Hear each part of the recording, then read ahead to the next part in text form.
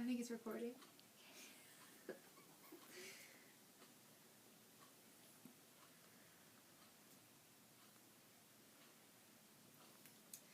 A human trafficking victim can have from 40 to 110 customers a day.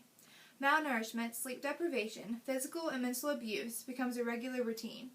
Most men and women grow accustomed and begin becoming numb to this daily abuse and feeling of diminished self-worth. According to the Freedom 424 website, designed by Joseph Heinsohn, the average age of a trafficking victim worldwide is 12 years old. Poverty forces these girls and women to sell their very last thing they have, their bodies, and their self-dignity, in order to provide for their families. Each of you today have friends or family members or people with children. These children, all around the world, just like your children, are daily being sold for slavery and sex industries because their parents don't have enough money to support them. It doesn't matter if you live in America or if you live somewhere else, they can be done with this. A lot of teenage girls get tricked into sex industries because of false pretenses, like they think they're just going to a massage therapist and then they end up being kidnapped or whatever. 80% of trafficked victims are women. More and more young girls and women are being sold, trafficked, or forced into prostitution. The authority I have to address this topic is by the power of God in and through me.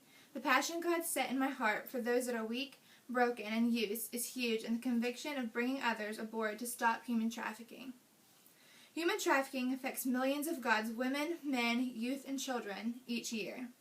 By making people aware, getting people involved in organizations, and standing up for God's values, the sex industry statistics could drop dramatically, and one day this big business could completely be demolished.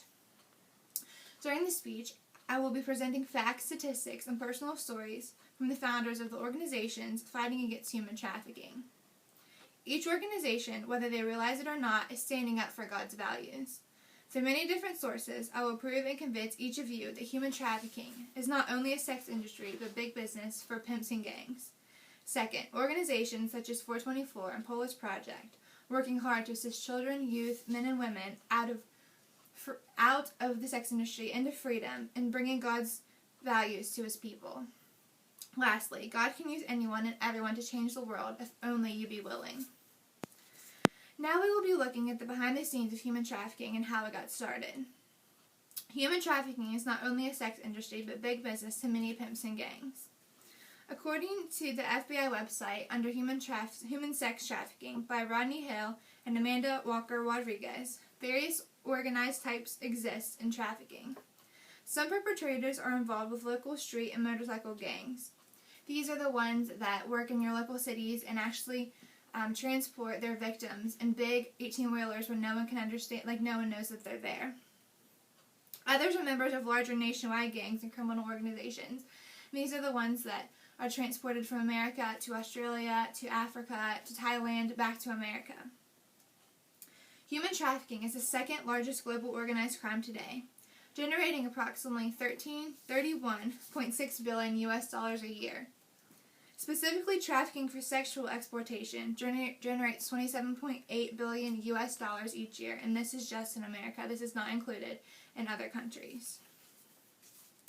Looking at the statistics and background, now we will venture into the organizations against these big businesses. Organizations such as 424 and Polish Project are working hard to assist children, youth, men, and women in freedom and bring God's values to his people.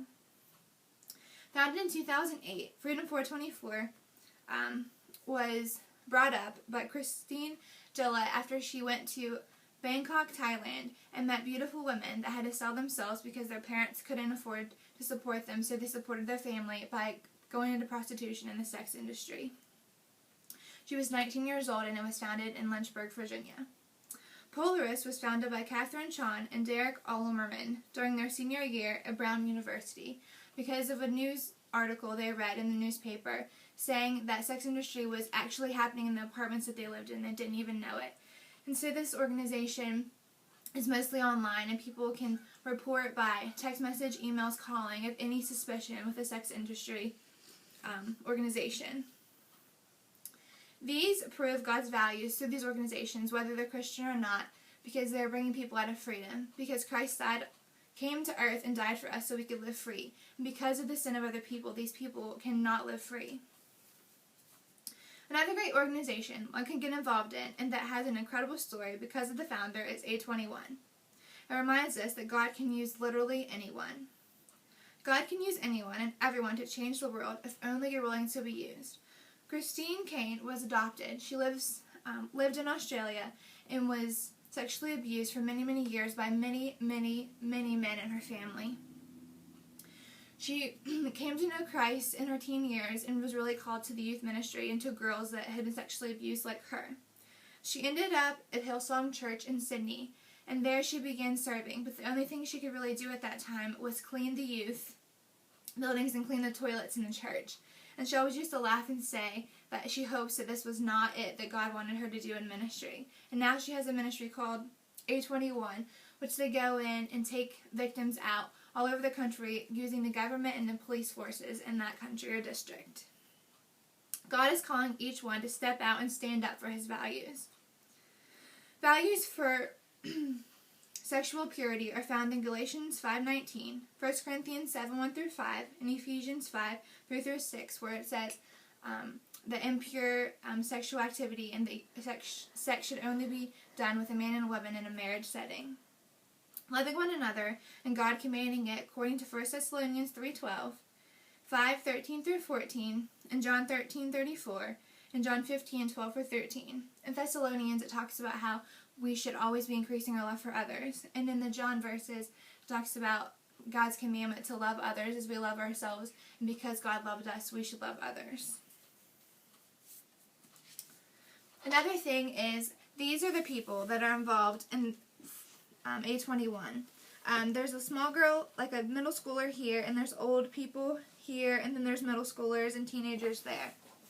Another one is this man right here was broken out of slavery, and now they're teaching him how to run his own business and to run his own life and to pay his taxes. This picture is a young girl who was sexually abused, and she was rescued. And this is a woman who was sexually abused, and you can tell that this industry affects people from all ages and men and women alike. Let us meditate on these facts and be compelled to take a stand. In conclusion, I'll remind you of my main points. The sex industry is one of the largest businesses in America. It is also very popular worldwide. It is well known as human trafficking. Many organizations fight for the rights of children, youth, men, and women, such as 424 and the Polars Project. These bring God's values to millions of broken people. Lastly, God can use anyone if you're willing. He is calling each of us, his children, to represent his values.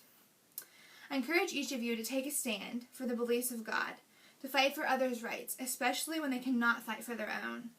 Get involved in stopping and preventing human sex trafficking, whether this is giving of your time, money, or informing others about the sex industry. Everyone needs to be aware of such horrible situations everyone is living day to day. Everyone should take a stand for those who are weak and helpless. Let me remind you that every 120 seconds, a child is sold into slavery. 30 per hour, 720 a day, and 1.2 million a year. This is why we must take a stand now. Are you going to sit back and watch children, youth, men, and women be sold for other people's pleasures? Go, make a difference for the kingdom of God. Support organizations and make others aware of the sex industry and this terrible tragedy. Be a part of a great change, promoting God's values while fighting for lives.